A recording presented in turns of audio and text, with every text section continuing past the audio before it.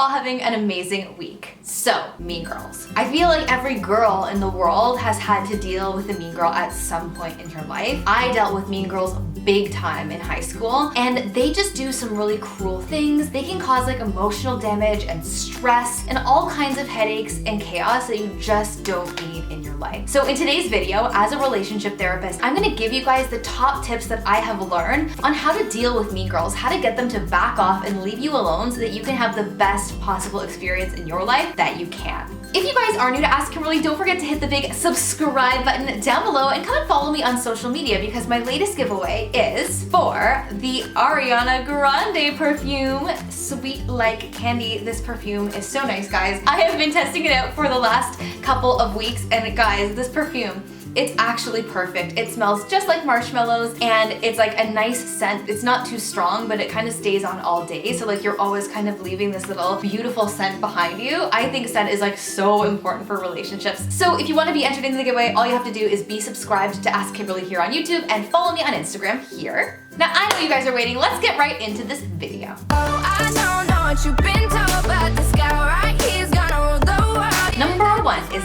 ditch the drama. Ditch the drama is about actually walking away or actually just ignoring when they do something totally mean to you. Okay, mean girls actually thrive on drama. They want to see how you react to like when they're being all catty and calling you names or doing things that are absolutely going to mortify you. So when you just walk away and you don't like show any sign of emotion, this actually makes the mean girl kind of lose interest and realize that you're not going to play any of her games. You can now go on and live your life and be happy.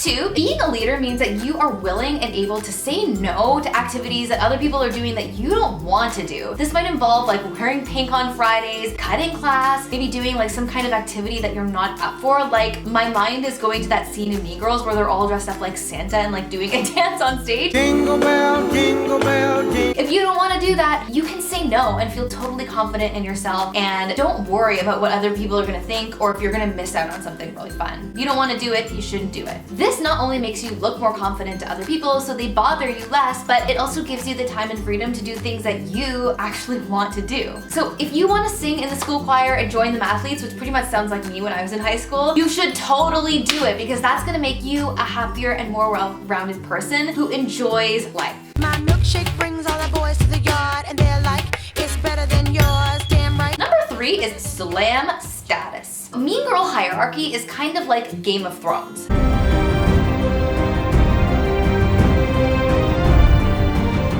There can only be one queen. At least that's what the mean girls think. This is totally a scarcity mentality because we all know there's enough popularity and success to go around for everyone, but the mean girl feels it's her job to push down anyone who actually threatens her status. One way that you can actually prevent a mean girl from feeling threatened by you is actually to compliment her when you're in the room. So this can make her feel really good about herself, but also makes her feel like the center of attention when you're around, which makes her feel like you're totally not a threat. I'm gonna take a ride on my roller coaster, take you up high just to let you down, get ready for. Number four is forget FOMO. One tactic that mean girls notoriously use is posting photos on social media or Snapchat or whatever of things that they did purposely to make you feel excluded. So if this ever happens to you, if someone's bragging about the amazing time that they had that you didn't get to experience, don't focus on what you missed out on because it probably wasn't as good as they say it is, but also you can focus on what you actually accomplished during that time. So maybe you got your homework done, you talked to a good friend on the phone, or you got your precious beauty sleep. That's important too, and you can feel good about what you actually did do.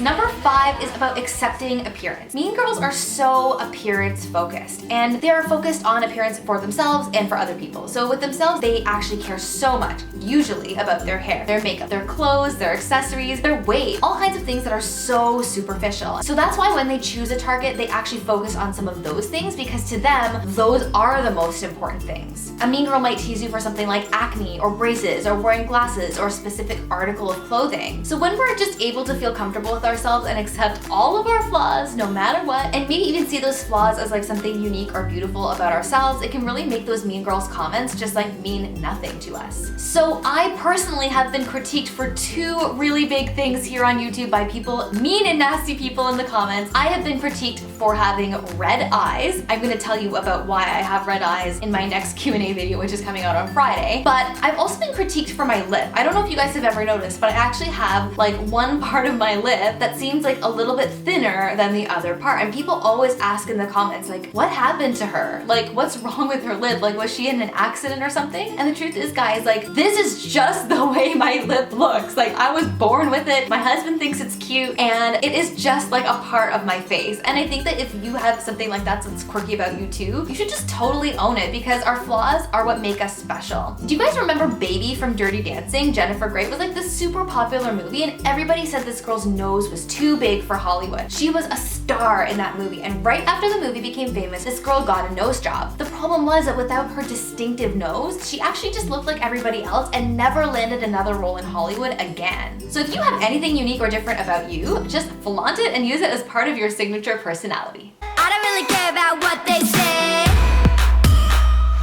I'ma come back like a boomerang.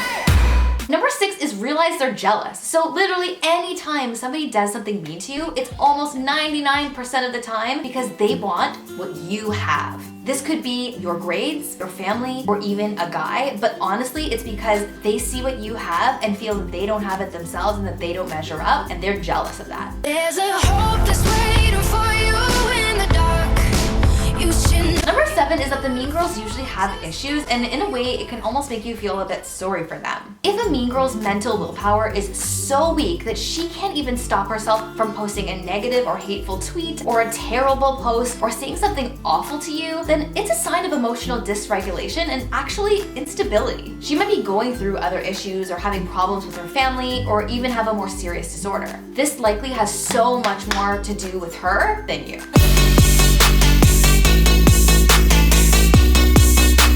Number 8 is to find a sidekick who you can relate to. Having at least one close friend in our lives can actually help fend off depression and anxiety. It actually doesn't even matter what social status your friends have, so it is so much better for you and your health to hang out with a group that may not necessarily be as popular, but that you get along with really well and that they treat you so nicely, than a group of really popular people where you're not being treated well and actually being actively disrespected. got me running other places in my mind. Talk to an adult. Some adults actually don't take mean girl behavior very seriously, which I think is crazy. Some of them just think that it's something that girls have to go through and it's just like a part of being a girl. And I'm here to tell you, no, it's not. It is not okay. It is super harmful and it's emotionally damaging. So if you're a parent seeing mean girl behavior, it should be your job to step in and stop it. Or if you're a teen and you're going through this, one of your best bets is to actually talk to an adult about it who can intervene into the situation. But make sure you're talking to an adult that you trust, like a parent or a teacher, and they can take the necessary steps to provide support and actually intervene if necessary. He is perfect for me.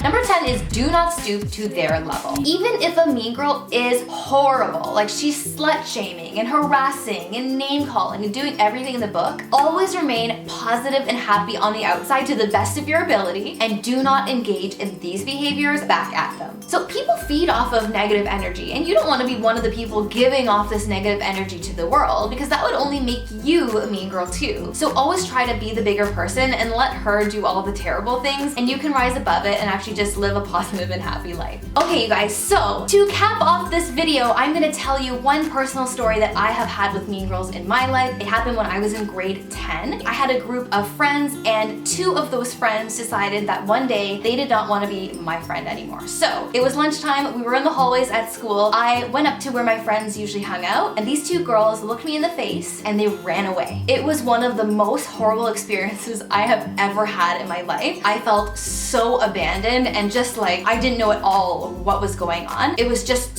so traumatic and awful, but so typical for teen girls to do. So the reason why I'm sharing this story is because I want you guys to share stories of what you have been through with Mean Girls in the comments below, because it's a really supportive place in the comments and I know you can get a lot of help there and kind of work through situations. So share your experiences. What are some horrible things that Mean Girls have done to you? I want to know in the comments below. Okay guys, if you love this video, give it a huge thumbs up. Come and follow me over on social media, and don't forget Instagram for the Ariana giveaway. And of course guys, subscribe to Ask Kimberly for more weekly videos on relationships. Bye!